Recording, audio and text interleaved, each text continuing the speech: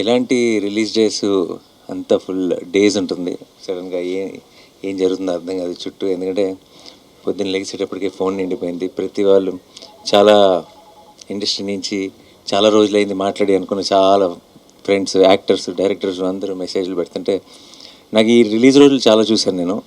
ఈ రిలీజ్ రోజుల వైబ్ కూడా నాకు ఒక రకంగా అర్థమైపోయింది. అండ్ ఈరోజు చూసిన వైబ్ బట్టి నాకు అర్థమవుతుంది ఏంటంటే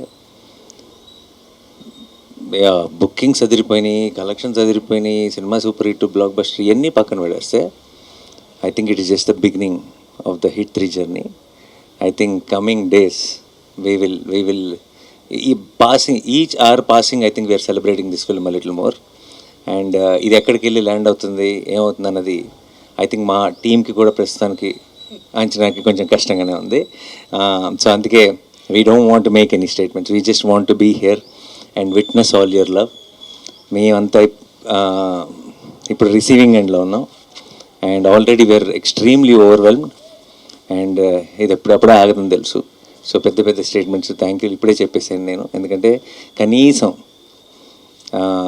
4-5 సెలబ్రేషన్స్ అయినా ప్రాపర్గా చేయాలి ఈ సినిమాకి. అండ్ ఐ థింక్ ఈసారి నేను ప్రొడ్యూసర్ని కూడా కాబట్టి కొంచెం ఎక్స్ట్రా రెస్పాన్సిబిలిటీ ఉంది.